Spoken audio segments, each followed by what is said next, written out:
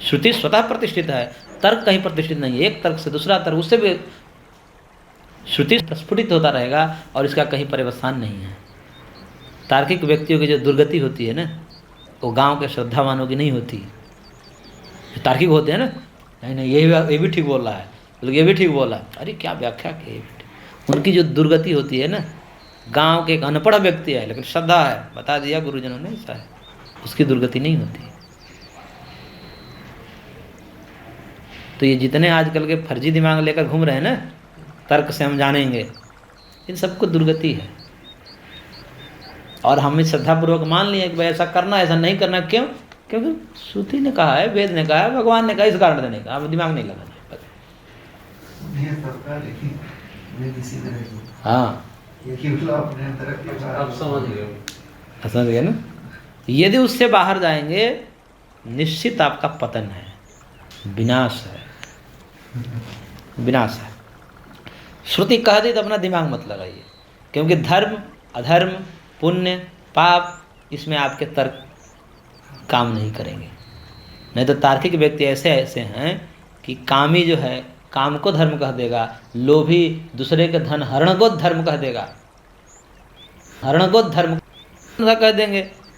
फिर ये जगत के स्वरूप बताइए, फिर कैसे होगा? सब व्यक्ति अपने वासना के अनुसार ऐसे ऐसे तार्किक व्यक्ति हैं, उसको जायज ठहरा देंगे। इसमें क्या दिक्कत है? ठहरा देंगे ना। जो कि यहाँ पर महापाप कहे गए हैं, जो वो ठहराते हैं जायज है, उसको शास्त्रों में पाप की श्रेणी में रखा गया है। अब इसको हटा करके सोचते नहीं, इसमें कोई दिक्कत नहीं है, ठीक है सब। अरे भैया ठीक, तुम अपने दिमाग से कह रहे हो, श्रुति के शरण में जाओगे, क्योंकि ये शरीर छोड़ना पड़ेगा तुमको लग रहा है कि यहाँ पर कोई दिक्कत नहीं है, लेकिन जाना पड़ेगा। फिर तो आओगे उसी श्रुति के सिद्धांतों के अनुकूल, फिर नरक में फ्राई किया जाओगे। फ्राई ऐसे ऐसे नरक है, पकौड़े की तरफ फ्राई करते हैं, भून देते हैं। हाँ, गरुड़ पुराण में तो बताया है ना। तो इसलिए अब चंचलता मत करिए, अपना दिमाग मत लगाइए, श्रुति जैसा कह रही चलते जाइए, श्रुति में श्रद्धा रखिए, एक न एक दिन आपको सुख मिलेगा। ये होता है ना कि थोड़ा सा दुख होता है, क्योंकि श्रुति जो बात कहती है उसको करने में थोड़ा सा दुख होता है, वो कुछ देर के लिए दुख होता है। परिणाम में अमृतोपमम, परिणाम उसका अमृतत्व है। थोड़े देर के लिए दुख होगा, लेकिन थोड़ा संयम कर लेते हैं तो भाई बाद में वैसा सुख मिलता है कि फिर हंसते हैं, अरे क्या ये जीव जो है, वो भाष्यकार ने लिखा है, जब तत्व ज्ञान के शिखर पर आरूढ़ होता है वो व्यक्ति, तो ऐसे देखता है दूसरे को जैसे शैलस्थ, शैल के पर्वत शिखर पर चढ़ करके नीचे वालों को ऐसे देखता है ना, ये देखिए ये झिंगुर ये कीड़े मकोड़े रेंग रहे हैं, ऐसे देखता है ऊपर से चढ़ करके, मतलब पूरा क्रिस्टल क्लियर दिखता है उसको।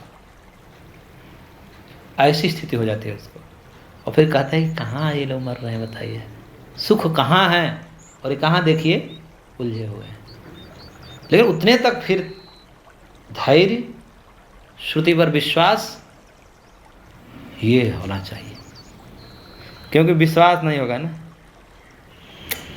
फिर नहीं हो पाएगा। आयुर्वेद भी श्रुति से, अब जैसे हमारा मार्ग है, सन्यासी का मार्ग है, इसमें कितना दिमाग है। यहाँ हरियासर में जाते हैं तो 2 महिलाएं बतिया रही थी, अगर खेत में काम कर रहे थे, बाबा पैसा देता होगा इनको। अच्छा, हाँ बाबा पैसा इनको महीना मिलता होगा, तो करे हाँ, तो बिना महीना का कौन करेगा इनको अच्छा, हाँ, उनको कितना भी समझा दो, उनको लगे कैसे कर सकता है। अभी हम कर रहे हैं, और सच में वो सोचिए तो क्या है, हमसे अच्छे तो कर्मचारी हैं, उनको तो पैसा मिल जाता है, हमारा तो कुछ नहीं मिलता है।